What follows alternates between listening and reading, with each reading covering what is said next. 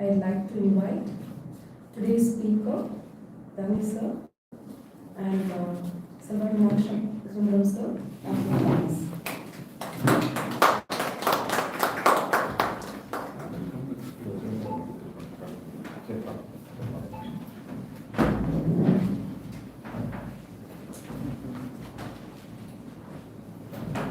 A warm welcome to the second book review meeting conducted by the English Literary Wing of the Rationalist Forum.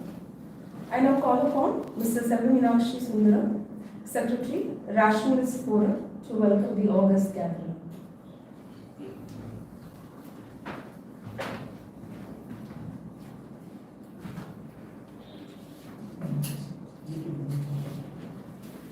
Good evening to everyone.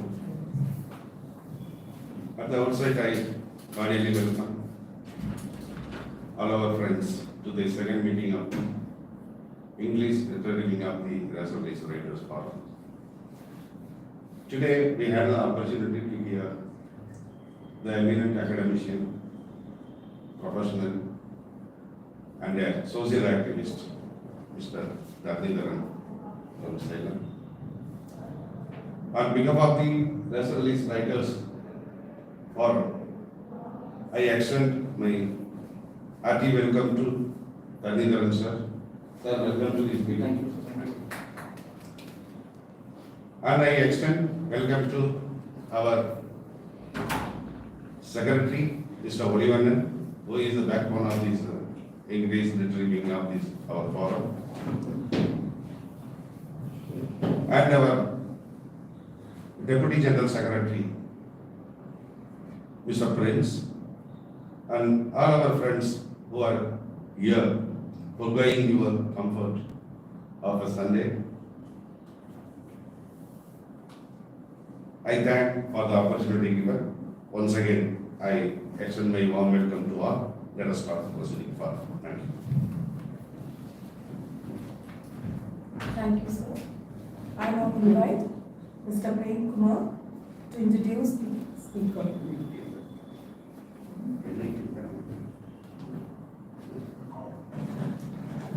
Very good evening all. We are honored to have with us today Mr. Dharanidharan, a distinguished figure in both political and corporate spheres. Serving as national spokesperson of DMK party and deputy secretary of DMK IT wing, he holds an MBA with a specialization in financial economics from the University of Oxford, where he was also a leading for impact fellow. Mr. Dharanidharan's education journey includes attending Paris Institute of Political Science and NIT as well. A seasoned youth leader and a panelist at United Nations Conference and the World Democracy Forum, Sir brings a wealth of experience and insight to global issues.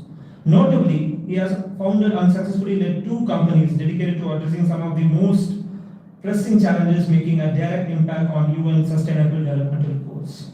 Please join me in welcoming Mr. Dharanidharan to address the gathering.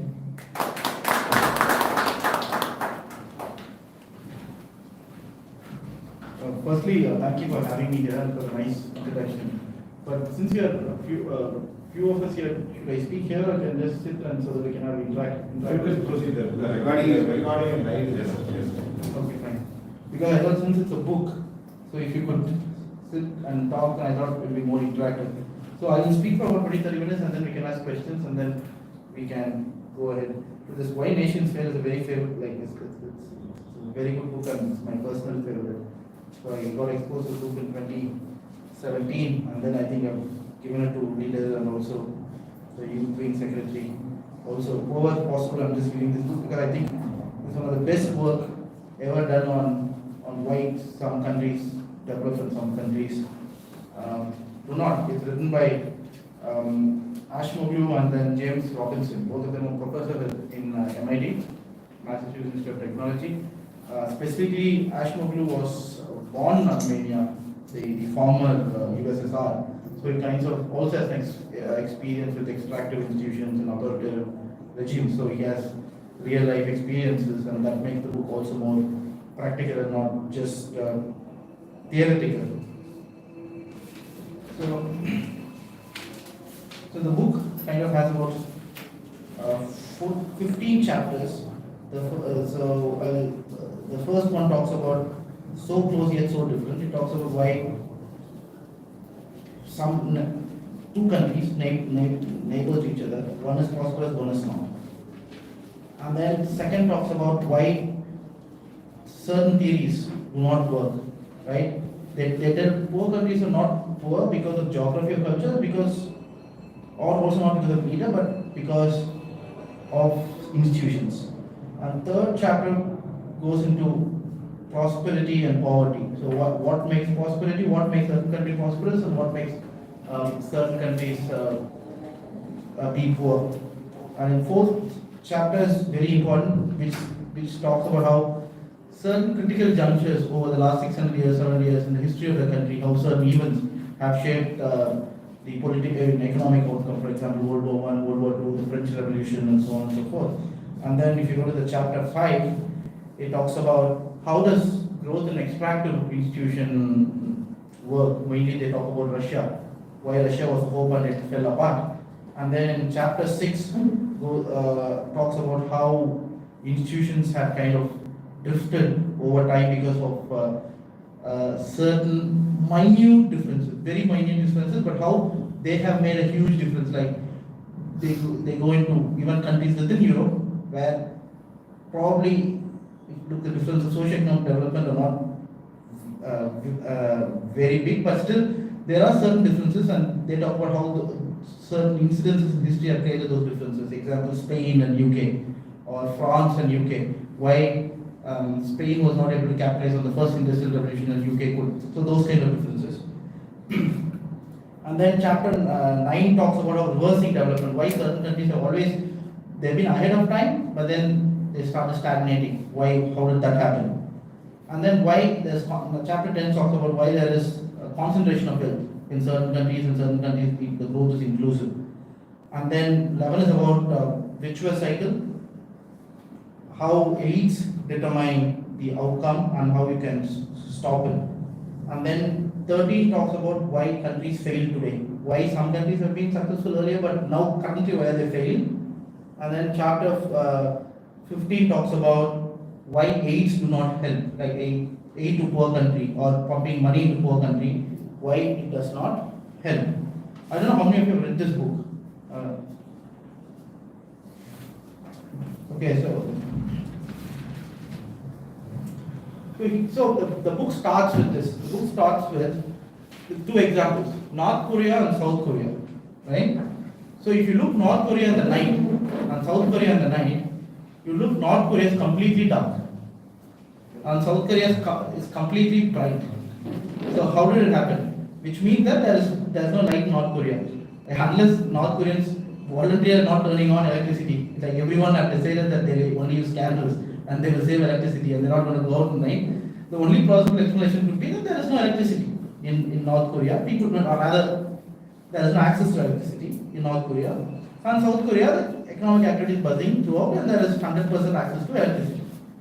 But in 1940s, both North Korea and South Korea had the same socio-economic development. They were really the same in every ranking. But today, if you take and compare North Korea and South Korea, life expectancy in North Korea is about 60, South Korea is about 85. Literacy rate in North Korea is less than 30%, South Korea is more than 100%. Per capita GDP, which was same in 1945, today in South Korea is 20 times higher than that of North Korea. So what made the difference? What made the difference is the differences in institutions. When North and South divided, North became an authoritarian regime where the institutions became extractive and there was no private property. The country was running for one family, like one regime controlled by one family, and there was no private property, no court of law, nothing. So there were no incentives for people. But South Korea, on the other hand, what happened after 1945? The institutions became inclusive. Inclusive in the sense, what I mean is, there was private property, and there was free market. And the rule of law was enabled. So you work hard, you study hard, you work hard, you invent something, and then you reap the benefits. Another example is USA and Mexico. Let's go to the border town in the US with Mexico. Just let's compare. It's only 5 kilometers. There's a border, and then there's this side is USA, this side is Mexico. You compare the difference between this town in Mexico and the town in the US. If you look, every metric you take, per capita GDP is again 20 times different. US is 30 times higher. Literacy rate, everything. Again, if you look at the reasons, it's institution. Normally, we've been always told that countries have different growth. Some countries are poor, some countries are rich.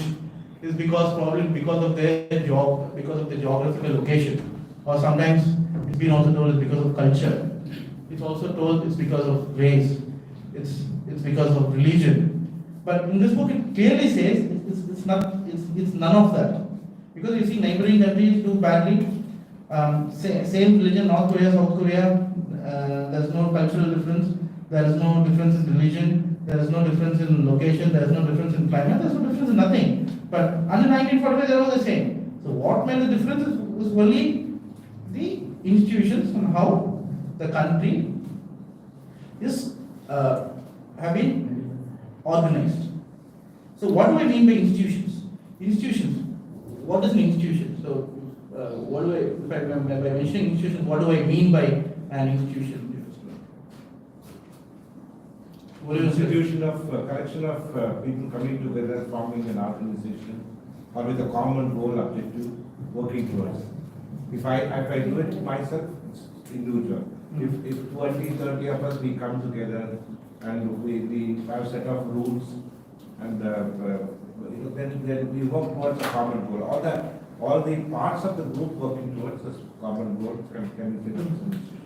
So the institutions that I refer here is most to do with the governmental institutions like the judiciary. Okay. Like so by judiciary, what I or the police is an institution. So what is the difference between, let's say, the police in the US, the United States of America, and then let's say police in Congo, right? If you are a president's daughter in the US and a president's daughter in Congo, you are caught drunken driving. So what does it? What happens in Congo and what happens in the US? Congo, he or she goes scot-free, but in US, you are. Yeah, exactly. So because institutions are transparent, so same thing goes to judiciary. What is the major difference between India and the USA or developing countries and developed world is judiciary is an institution. So Abhijit Banerjee in his book, Why Good Economics for Bad Times. So in his book, he was talking about two communities. So he said that he spoke about one industrial town, two communities. So he said one community had a lot of capital, other community did not have capital, but the community with capital started a business. They all had huge units. They were making 200 crore turnover, 300 crore turnover, and then the community which did not have resources or capital, they were doing turnover less than 10 crores, 20 crores. But there was one difference. The community which had access to capital did not know how to do the business. They were not productive. And then when he saw their productivity, he said, if they actually lend the money to a bank, or rather deposit the money to the bank, the returns would have really been the same, the cumulative returns. Then he goes on to talk about the community which does not have capital but has entrepreneurial skills, high productivity. So their returns were actually 2.5 times or 3 times higher than the bank returns, or rather what the others, like the other community members were learning, right? So so he has a basic question. So then why not, right? Then why not the community which has capital? Why do they not lend to the community which is entrepreneurial in India? This was his question. Because if you do it in a solve, you are making 10%, 11%, putting all the hard work. You are also not growing much. But this community which makes, let's say, 30% return, 35% return, they are not able to grow because they don't have access to capital. And again, here banks will work in a very rudimentary manner in which you need to have assets to actually get capital. So why? Why can't they lend? There's lack of trust. Why is there lack of trust? There are many other reasons, but one major reason is the judiciary here cannot enforce contract. You lend 20 crores to someone, he doesn't pay back. If you go to a court to enforce a contract, how long would it take? Or anything, you go to a court. civil case. So that's why agreements in many of the countries, developing countries, do not matter because the judiciary do not work how they should. In the US, on the contrary, if the agreement says 30 days, it's payable, if this is violated, it has to be under 30 days. If not, verdict will come another remaining within 2 months. You'll have to face the law. So these institutions are transparent, right? For example, maybe I was told I shouldn't be political, but still I'll give an example. In India, how are the institutions working right now? Right? Let me talk about the Enforcement Directorate.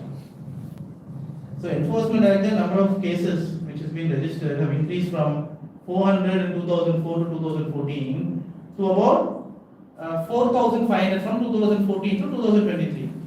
Okay, fine. Okay, let's assume they've been doing a good job. But then why are all the 98% of the cases registered on the opposition parties? Okay, let's assume only one party is honest and all other parties are not honest. Then why is that one politician, when he was in a party opposite to BJP, arrested by ED, then he joins BJP, then he is acquitted, then he goes back to a party that is in opposition to the BJP, then again ED files the case. So what does it mean? So it clearly means that ED as an organization, as an institution, is not transparent. It works rather in a not transparent manner. So what does it imply? It means that if you are close to the power, then you can have the rules of the game tweaked. Right? So as simply as that, it depends on who you are. That's what even the court cases are. If you look at the number of convicts in Indian, so I'll be apolitical. If you look at the number of prisoners in Indian prison, about 75% are under trial. Out of the 75% under trial, 98% belong to ST/SC community and in the bottom 40 income percentile. One of the things could possibly also be that okay, they don't have access to lawyers, but the major reason is connections, network. So that clearly says that institutions are arbitrary. So when institutions are arbitrary, countries do not grow. And if you look at really poor countries, they are absolutely arbitrary. And if you look extremely developed, Norway, for example, is the most, if you look at highest per capita income, any metric you take, socio-economic development, law and order, any metric, and has the most inclusive institutions. And the book also talks about one very, very interesting story. We all know where Steve Jobs is from. Where was he originally from? Syria. So, if Steve Jobs had lived in Syria, same guy, right? He has not gone to the US. Do you think Apple would have come to light? Okay, there are several reasons for education, capital, and so on and so forth. But the primary reason is there is no incentive to innovate. In countries where institutions do not work. Why doesn't innovations happen in Middle East? Why do you think innovations happen only in Western economics and more so in certain countries? It's because they have strong patent laws. I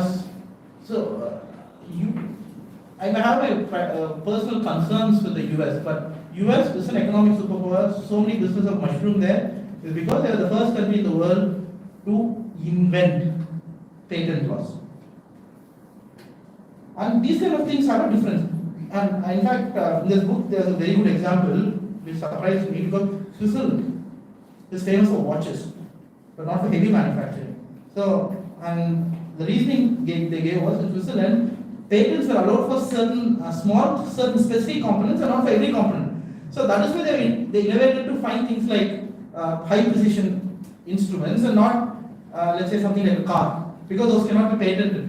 So the US came with the first patent law in the world, and the patent could be implemented. So let's say you come, and let's say you're in a country in Middle East, you go develop a cure for a vaccine, or let's say you find, let's say for COVID you have developed a vaccine. What is the incentive? The incentive is the government will say, give it to me, or a technological innovation, right? Immediately the government will take it. Can anyone go and question them? No. So for any innovation also to happen, what is of profound importance is that the contract has to be implemented. And that is the reason why you have a Tesla, why you have a Uber, or if you look at 90% of the unicorns in the world are located in the US, is simply because of those institutions that will implement the contract, strong patent laws. So these are the small things that make a huge difference in a country's political growth. And there's another example which is related to this book, not in this book, but author of this book has come up with a research paper. He spoke about two countries, Norway and Nigeria.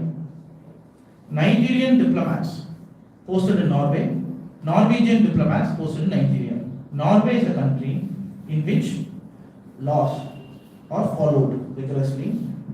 No one will deviate the norm, social norms.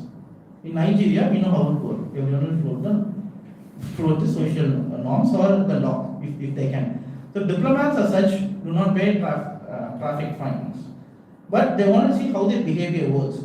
So the Norwegian diplomats posted in Nigeria in the first 6 months or 1 year never violated any law, but that increased by 10%, 20%, 30%, 40%. After 5 years, Norwegian diplomats behaved exactly like how a Nigerian, highly influential Nigerian there would behave. And Nigerian diplomats, they are violating laws. So the case study was done based on who parks in handicapped parking area. So how are the Nigerian diplomats performing in Norway? Though they need not have to pay fine. First year, it was same as that of what they do in Nigeria. But after 5 years, they conform to the norm of what a Norwegian high-ranking civil servants would do. Right? So how this happens is because when you have systems in place that institutions work same for all, when that will force the 90 to 95% to follow the rules, then everyone will do it, even though there's no fine, even though there's no repercussion. And this explains why law and order is maintained in some countries, why law and order is not maintained in some countries. Nothing has to do with race, right? If we have like a lot of this colonial mindset that said, if you look a lot of this colonial history or how the Commonwealth, the colonial leaders spoke about the indigenous people, like British or Indians or maybe the Belgians in Congo, they thought, these people wouldn't listen. And I think this has somehow brought about an complex also in the local people. But if you actually look, it has nothing to do with, and this has to actually do with the institutions. And if you look, the book doesn't explicitly say, but if you read the book clearly and if you also kind of infer, many of the problems the institutions, right, in developing countries per se, and most developing countries are former colonies, right, is because of the colonial masters haven't led to creation of proper institutions historically. I want to go to Congo. So the Congo, so they kind of get very, very extractive. They want to go there, they want to take minerals, use the locals as what? Locals as slaves, and then they had no property rights, no rights, nothing of sort. They could any day be taken a ship to US wherever they want. So, and they also kept the country divided. So when Congo got independence in 1960s, it was absolutely impossible for one government to rule the entire country. And then also, all the colonial masters always developed a dozen or a few of local elites. And these elites started controlling the government for their own benefit. So basically the British were replaced the local elites. Plus because the country is not united and you never had institutions. Institutions for whom? Institutions for local people. So the countries could never kind of grow. And that disparity can clearly see with, like, let's say how the countries are standing now. Who were the colonial rulers? And if you can clearly see how regressive they were 500 years, 600 years back, you will still see these countries being regressive now. You can see a clear correlation. Less regressive, okay, somewhat okay development. Highly regressive, really bad development. That's why if you look the French colonies in specific, where they did not pay any attention to institutional development or anything, is completely extracted. For example, let's talk about Burkina Faso, Cameroon, those countries, they're much worse than the other African countries. It's not because of any other reasons like geography, climate, whatever. It's only because how the institutions were organized. The same thing goes to do with South America and North America. Why did South America did not grow, North America grew? Right? Because in South, why did they go to South Korea? The Spanish went to South Korea because they want to get silver. And they use the local people to get them, get them silver, and they use the local people, and that's about it. A small group of elites developed. But in North America, that's not possible. And even differences in the states of North Korea because of that. Because the locals who went, let's say people from Britain or where from Europe over went to the US, they were not able to make the locals to be submissive to them. They will have to actually start organizing together and start working. And for that to happen, property rights has to be given. So they go with 50 or let's say 100 people go, occupy a place, there's one person setting them, and he was not able to get any work from them and nor support from the local people. They are not cooperative, fewer in number. So what he has to do was, in order to survive, okay, you would get 60% of whatever you farm. Remember to give them the benefits from then on in order to survive. Also, if you look in the 15th century, Ottoman Empire was doing as good as many of the countries of Europe. Like even if you compare the now Germany or now France, Ottoman Empire countries were doing much better. But you know why their growth stopped? Was simply because when printing was invented in 1483, the Ottoman Empire said, no, we don't want printing press. They banned printing press for nearly 300 odd years. And that made a huge difference. Why did they not allow? Because they did not allow printing press for religious reasons. They thought, okay, it could disseminate wrong information, or they might have a competitor, or they even thought they could not maintain discipline on the pupils. And because of that, they banned printing press. And that single incident took all these countries backward by many decades. So these small decisions have also made an impact on how countries perform. Another example, for example, plague. Plague created a catastrophe in Europe 320 years back. It nearly wiped out 50% of the population. But that has been the blessing in this case for Europe, because until then there's a king, right? The king has given the land to the aristocrats. Aristocrats used to have the local peasants, and the peasants were paid peanuts. So like 0.001%, like one king, 10-20 aristocrats, they manage the whole country. So peasants used to get small returns, like for what they want, for all the hard work they put. High inequality. But when nearly 50% of the population disappeared during plague, there was labor shortage.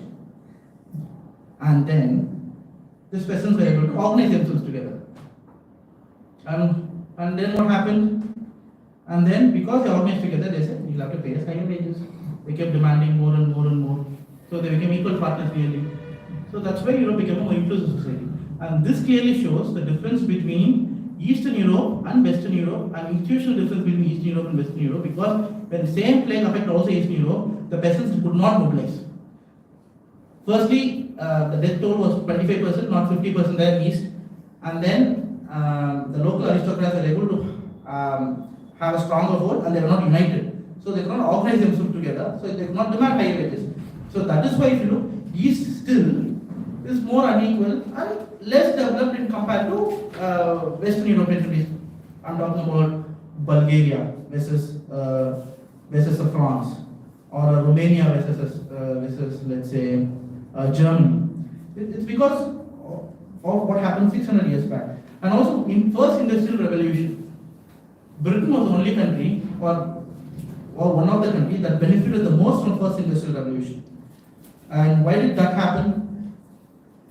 And why couldn't France or Spain benefit from it? Again, was because then the queen, I think 1650, or the king, I'm not sure, but had financial crunch in comparison to the Spanish king or the French king. The British king or the queen was dependent on the parliament for the subsistence. So they had to go to the parliament for money. So the parliament started imposing conditions, which indirectly made the institutions slightly inclusive. Right? So people had property rights and people knew if they are going to do business, they will get the return. So because then after invention of electricity and then the spinning wheel and so on and so forth, a lot of local entrepreneurs came. And because of that, first the British used the first industrial revolution. And the same could not happen in Spain and France was simply because the kings still had tight fist control because they didn't have to go to the parliament for any form of support. So this is another major difference of how, let's say, even a small reason such as where the crown had to go to the parliament or once or twice to have our financial needs met can have a profound impact on our country's trajectory. And if you look and interpolate it to India, you can see what kind of an impact the caste system must have had or still has on the country's economy, which is not mentioned in the book, but I think if you have to extrapolate and say, the caste system kind of definitely reduces the country's growth by about each year by about 4-5 percentage points. Okay, Tamil Nadu may be a state which has to an extent defied the cleavages of the caste system, but if you go look at most of India, most of the northern states, if you look, most of the doctors, most of the engineers, most of them, let's say chief engineer, superintendent, any respected position, be in government, private sector, they are only people from 2 caste, they constitute about 7-8% of the population. And which is why all of the interesting research, right now, chief economist of the IMF, she did this under one of a very leading Nobel laureate economist, I forgot his name, but in this research, she kind of wanted to find out what happened to the districts of India after India became, India opened up the economy in 1991. So from 1991, what was the inequality or rather the Gini index, district wise. And what they identified was by 2005, the Gini index or rather inequality has increased. In 14 years, it has increased by 30 percentage points, 40 percentage points. GDP has increased, but that doesn't mean that inequality should not increase. No winner takes it all. So why has this gap happened? They analyzed, they found that because in let's go to 1991, you open up the economy, IT companies are coming, tech jobs are coming. So only very few percentage of the population had the education who could fit into these jobs. Rest did not. When you give, only when 2 communities become engineers. So only people from these 2 communities will be employed in this firm. And also there are allied development and growth. Let's say real estate and so on and so forth. But even for that, a major percentage of the population should have the wherewithal or should have the capacity to get involved. Let's say Bangalore, for example, people from different communities are able to get reap the benefit of the IT boom. But that would not have happened in a Noida.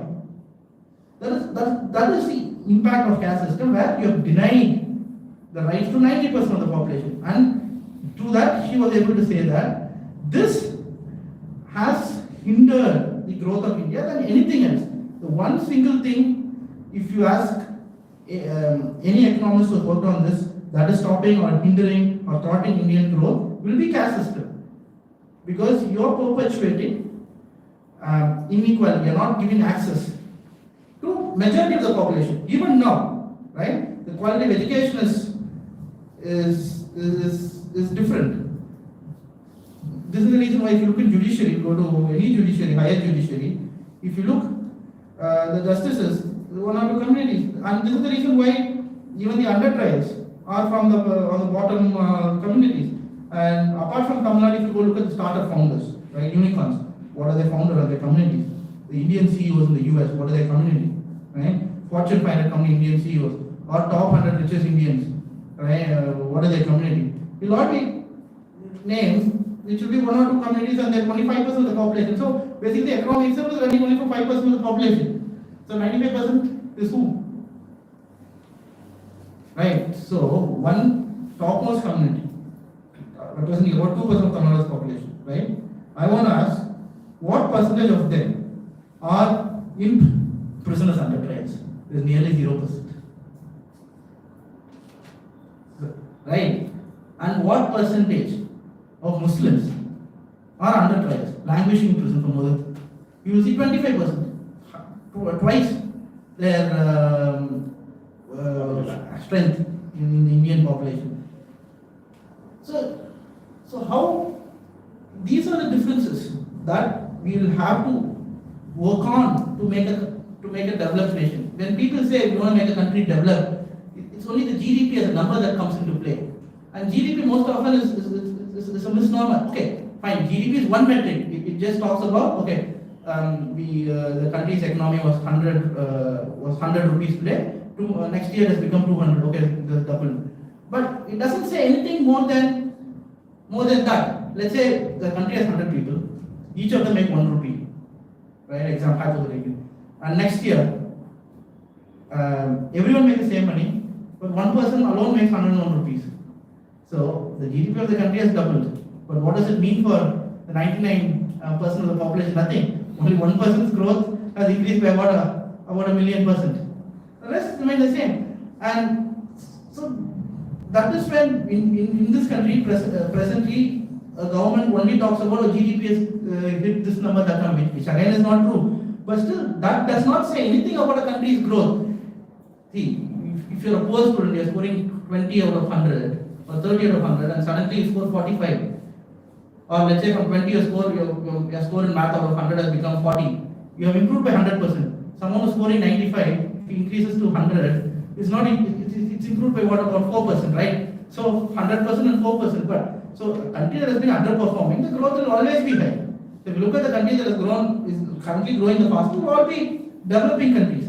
So that cannot be the marker to say that the country is going to be a superpower. Or because the country is growing only by 1%. Most of the developed countries grow by 1%, 1.5%. Norway's growth is 1.5, 1.75%. So that doesn't mean that country is not growing and country is going down. So that's not a marker. So what will say that country is becoming developed is, we can see how, let's say, the institutions have become more transparent in this country. The laws are the same for all.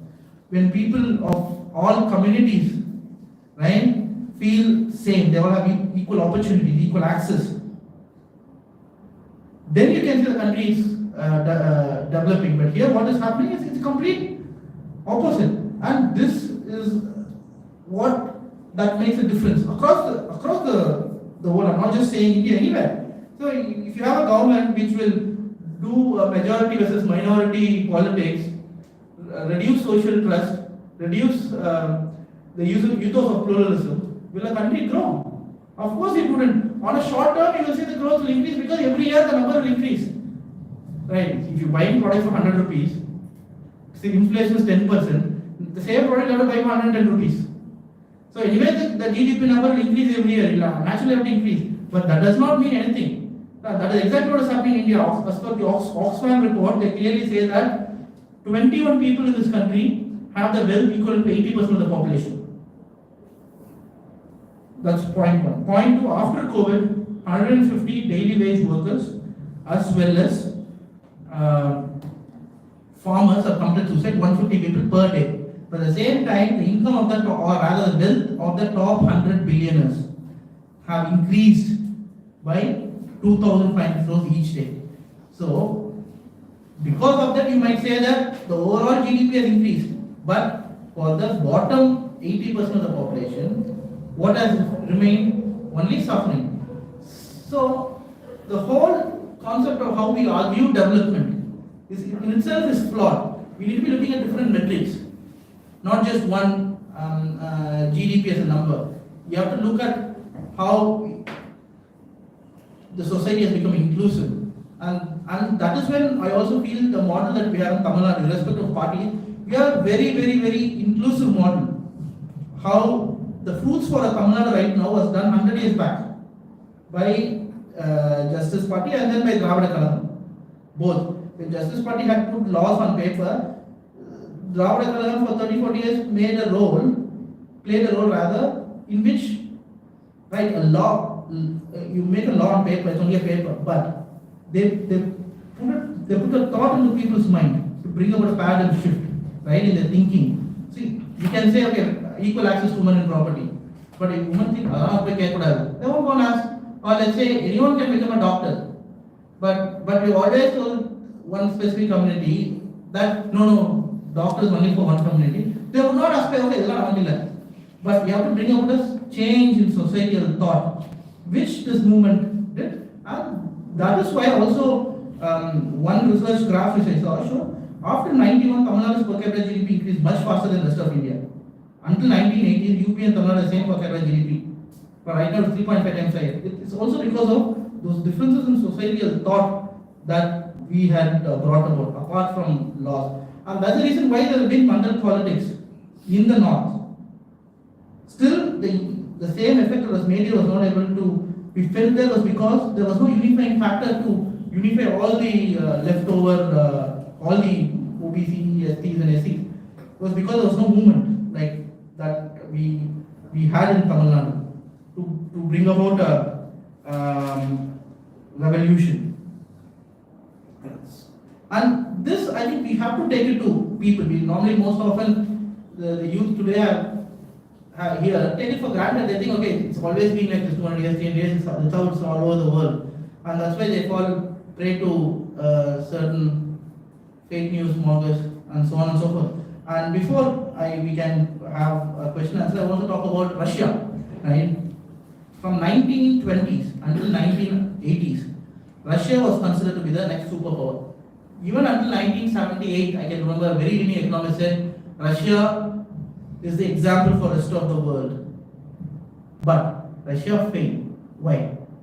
Simply again because of extractive institutions. Earlier it grew, but what did they do? They did not allow the individuals, right, to get the benefits. State owned everything. State has access to capital, so on, everything. They put in the best machines, made people work hard, but they're not able to get the productivity. Because afterwards they thought, what is it in for me? Right? In comparison to a capitalistic model, where when you put in a lot of effort, you reap in your own benefits. But compared to a model in which you have to only work, your wage is fixed. You are using carrot and a stick model. So what eventually happened was people's interest to work hard reduced, and that's why the productivity kept dropping, and that's why Russia after a while lost out. And this is what could also partly explain the reason why China's growth rate is slowly stagnating, is also because China as such, though has followed a very capitalistic economic model, the country as such, all of the institutions are extractive. You can be a billionaire because of your own hard work in China, but if you go against the government, you are nobody. And effects of these kind of things are now being felt in the Chinese economy. So if a country will have to grow, it will have to have laws that works not just on paper, but actually works same for all. Also should have allow private property, should have strong patent laws, encourage innovation, focus on give equal access to education, health to all, equal opportunities to all. Only then a country would grow. If any country that in which a government tries to divide or behave in a partisan manner, there is no scope for a country to grow. So with this we can have question and answers.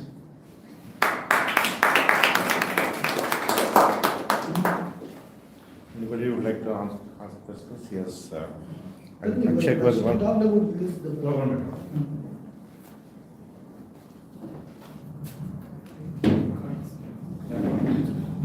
he can able to get it. No, I'll get that. Not for him.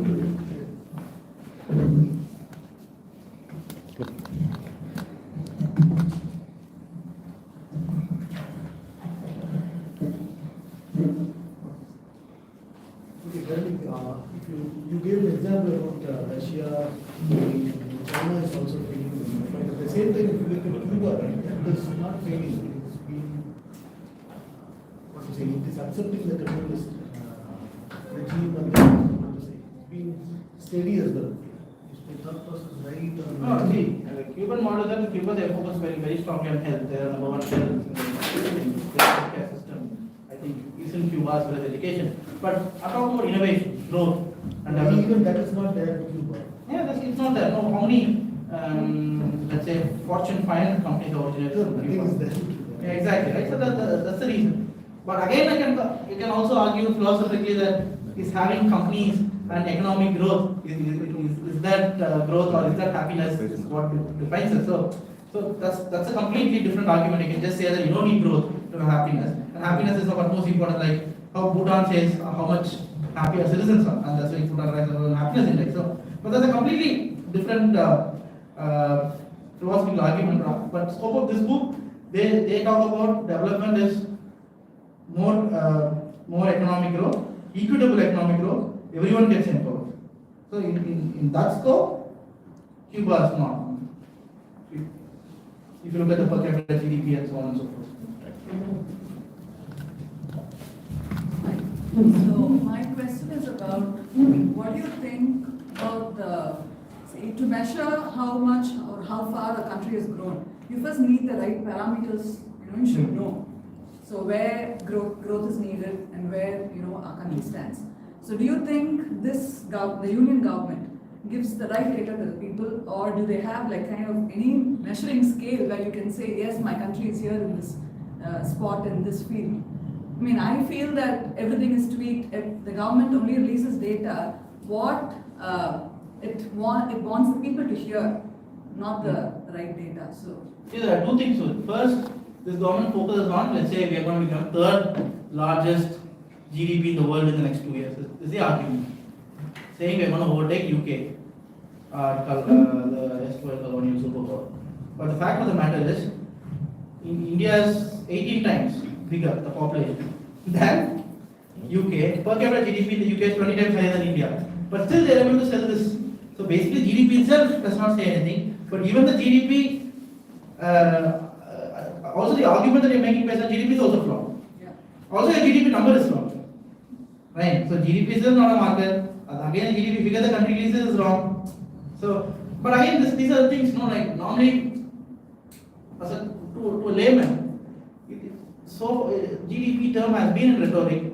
So they all think, okay, India is growing the third largest economy. GDP is growing by 8%, 9%. But the challenge is that we have to go and take it to people in layman's terms that it's not GDP that is important, it's overall inclusive development and how they can understand. And that will be a challenge because it's not easy to take this to people and make them understand what a real growth or what a real development is. So when you see, like, when we had Dr. Manmohan Singh talking about economics and then becoming the finance minister and then going on to be the PM, but then we don't have any academians like that in the present government, that gives us a confidence, telling us the government is going the right path, or not. Don't consider even the government, the other academians or the other economists who speak about our finance or our economy. In this book, there's an interesting line which I also believe. It talks about is the countries that do badly. It is not that they do not know what good economics is. See, any government wants, they can take good economists, right? They can hire them. But the actual real problem is, will the politics allow for the actual economists to come and do what is good for the country? Will they allow? Simple reason. In Congo, you can never make an institution inclusive simply because there are many elites controlling. Same thing in Russia. Can you make Russia purely democratic institution inclusive? No. You put in alone, there are a bunch of oligarchs. So how does this government thrive? This government thrives on corporates. This is the only country in the world where you have electoral bonds, where corporates can come and donate, or anybody can donate any amount of money to a political party. Who donates how much to whom, no one knows except for the ruling BJP. And they get 80% of all the corporate funds and all the electoral funds, right? Through electoral bonds. And electoral bonds, if you analyze minutely, 90% of the funds to BJP have come from corporate houses, top 500 to 1000. So your government is thriving on them. So why will you make a policy which is beneficial to the broader public than not to benefit the corporates. And there is, it's not just that, that is when electoral bonds were introduced, the corporate tax is reduced from 35% to 22%. And taxes on fuel increased. Or other direct taxes, sorry, indirect taxes increased. The indirect taxes increased, and then tax on fuel also increased. So it's a clear correlation. So basically, I would not even go to 500 to 100 corporates. There are a bunch of handful of corporates supporting this government. So it's not that they do not know economic policies that will work, or they do not have access to good economics. It is just because they cannot do it. Their politics will not allow it, because their politics is getting money from the corporates or certain rent seekers. I will not even say corporates, I will say rent seekers rather, and then using that money to buy MLAs, buy the media, the portal of democracy, and then tweak wherever possible the institutions. Okay, now when you are talking about, you said the lower section of society, I feel that there's a lot of responsibility on their side as well to come up. In the sense, for example, when you're talking about the dominant communities, they take debt for development, as in, like, say, for educational loans and all. Whereas the lower rung, when they take loans, it's like, I have to make a gold earring for somebody, some cultural custom. It's like that. So don't you feel that there is a responsibility on their side as well? There's a mindset, block which prevents them from growing. No, I think not about mindset. I think it has more to do with simple economics, where, let's say, your percentage income or family spends on food is higher in a poorer family and very low in a rich family. If you are top 1% income percentage, the percentage of money is going to spend on food. Not eating out, just food will be about less than 2% or 3%. But if you are in the bottom 10%, 60% of your expenditure will be on food. So because someone in the poorer, and also here, income inequality is clearly correlated with the caste inequality. So because someone is borrowing money to eat food, is not because he is not managing his finances well that he has to borrow for food, is because of his situation. He's making 100 rupees, 60 rupees spent on food. That for 2 days he's not making 100 rupees, he'll have to borrow for food, he have to eat. So why they borrow and for what? I would not say it has to do with culture, but it has to do with their economic situation. Yeah. You are an extremely good talk. You took us timeline 300, 400 years back and brought us here. I want to hear from you, because what sorry that I have not read this book, Shida, but you have very clearly mentioned that the book what it talks about is the institution. The institution, if it is very transparent, it then becomes imperative for the government to be successful. In the end of your speech, you touched about China, because I wanted to ask you more on that, because China today claims that they're going to be the superpower in the world.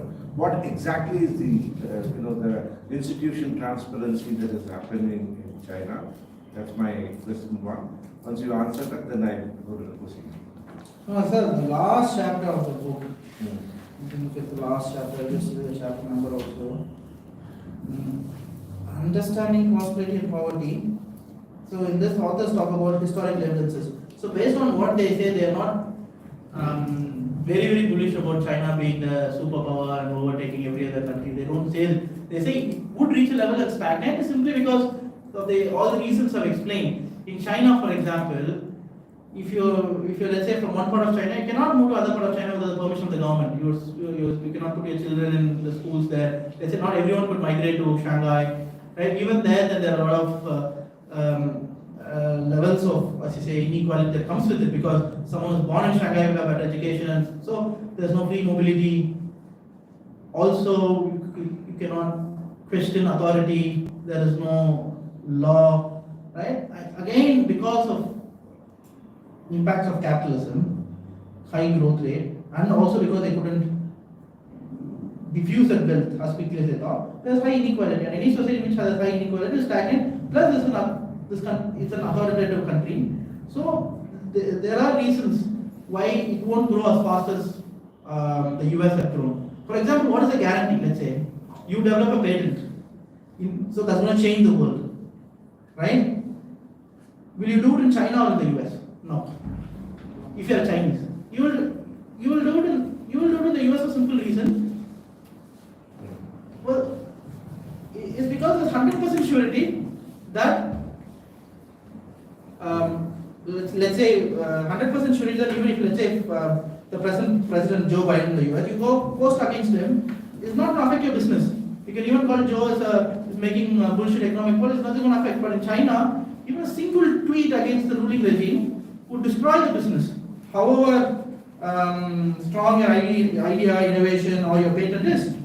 So that is why they will go to a country like the US because the business wouldn't get affected. So that really explains why it will stagnate in the long run. Can I ask my second question? Yes, for sure. In contribution to that is, what prevents countries like India?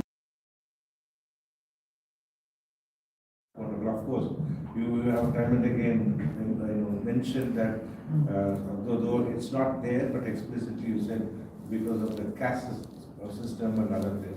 But what else? I remember Chandrababu Naidu was trying to do something very became Chief Minister of Andhra Pradesh some 30 years back. But after that we didn't hear. But we don't know whether it's still working or evaporated later. But what prevents us from doing that? See, as I said, not just India, any country, what prevents us from doing what is necessary is not lack of knowledge. It's mostly have to do with the changing the existing status quo. For example, in Mexico, what makes it impossible to take on the drug cartel is because how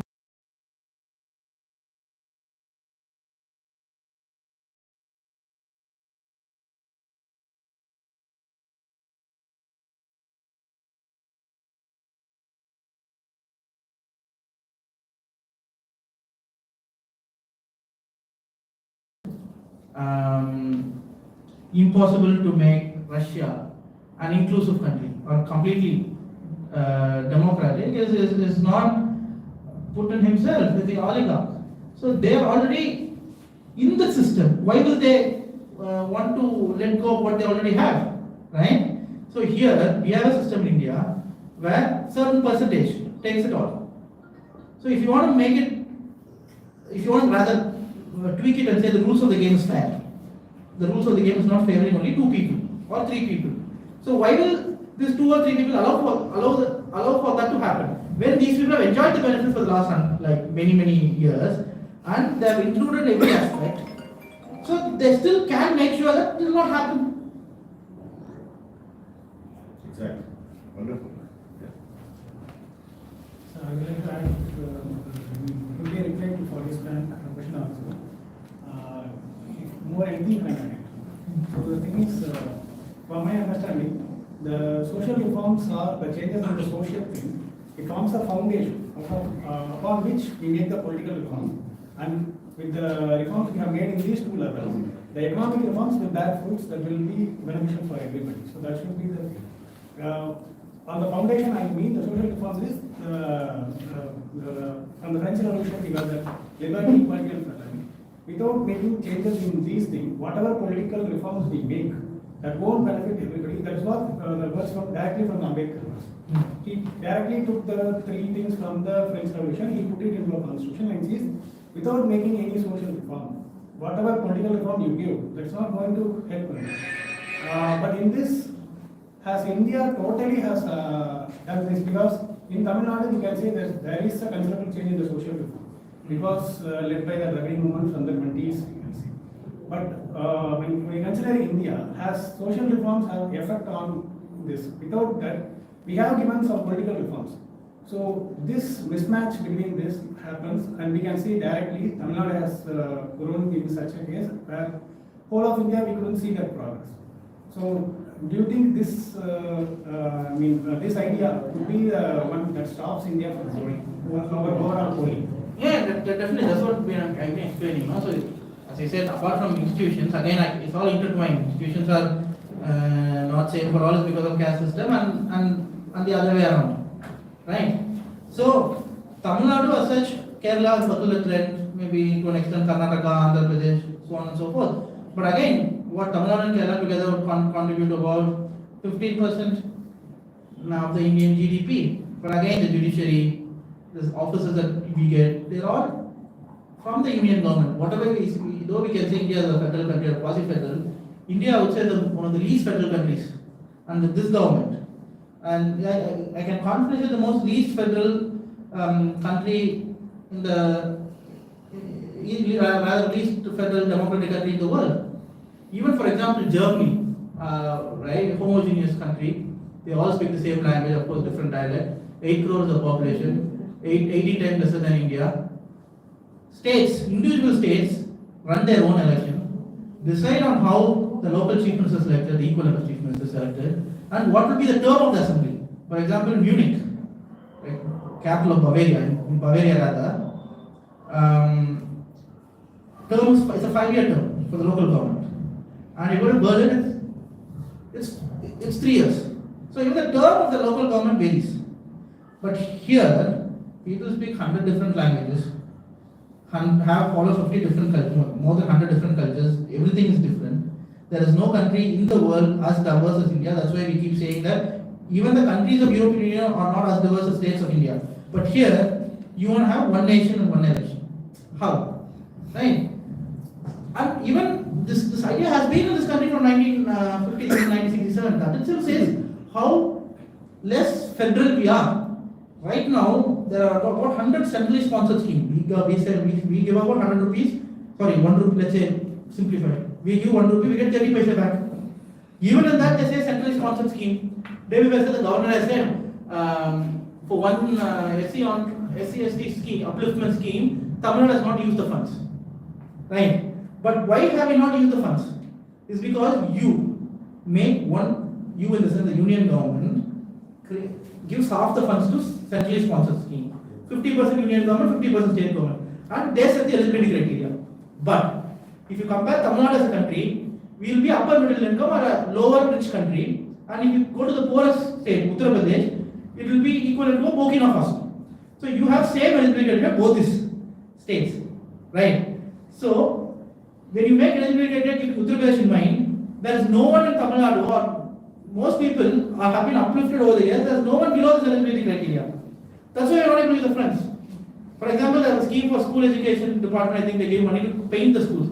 But Tamil Nadu couldn't use the funds because every school had painting, compound wall painting, or rather built compound wall. I'm not sure. Schemes like that. So you give the money to the states, states will do it. So even though we have had social development and so on and so forth, we are constrained, no, to an extent with the funds, with policies. Half the things are in concurrent list, half the things are in quarter of the things on a state list, quarter of the things are in union list.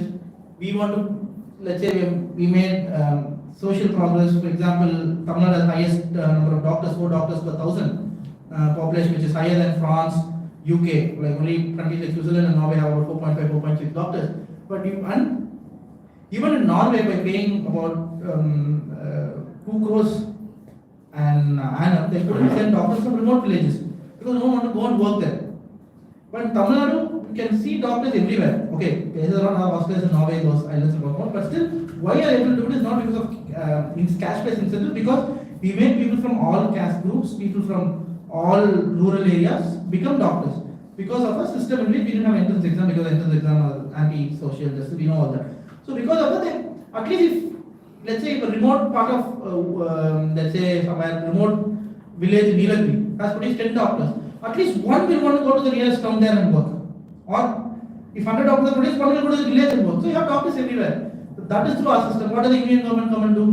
They bring in NEET, through which you promote people only from urban areas and specific income group to become doctors. So these are the constraints I'm talking about in policy making which Tamil Nadu has. Yes, so that's a fab review, Dharani, and I have this question because I agree with the book, what it says, and because of the caste system and other things, India doesn't grow. But then we also an advantage because it's high potential in terms of sports, or even the recent history made by the Indian sports kids there. And if you see other countries, when you see the news also, like the many Indians who work in any sector, be it business or anything, Indians are ranked high. And there's also, especially in the field of adoption, also there's a high demand for Indian kids. So in that aspect, so unless there's a system that's going to be placed or that's going to work, you think we don't have a growth for us? Pardon, I didn't clearly get it. The question is, India has so much of potential, like in terms of growth and in all sectors. So they're still based on this judicial system and all those for our growth. Is that what it is? No, see, the thing is, we always say we have so many CEOs are from India, so many this is from India. But the fact of the matter is, what is the population? Like 140 crores, right? So the numbers in itself says that okay, there has to be this much. Actually, in fact, there has to be more. And again, they are also from certain privileged backgrounds. So I will never say those are metrics for growth. Like because CEO of a certain, let's say Microsoft or Google is Indian, doesn't matter, no? Good for them, but not good for the country. Thank you. Thank you, Vincent. Thank you.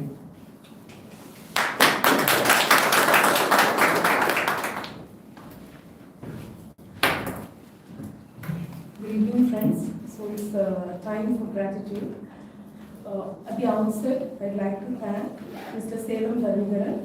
Leading for Impact Fellow, University of Oxford, who have come over here to illuminate us with the ideas from the book, Why Nations Fail. Sir highlighted on the importance and role of institutionalization, inclusiveness, and it was also interesting to know that how denial of printing press in Ottoman Empire paved way to its backwardness. So today's book review was very, very interesting, informative, and you also, invoked everyone to get into the discussion. So today's discussion was really a fruitful one. So thank you, sir. Thanks for your superb book review. And many of us, we feel like grabbing the book and reading it. Thank you.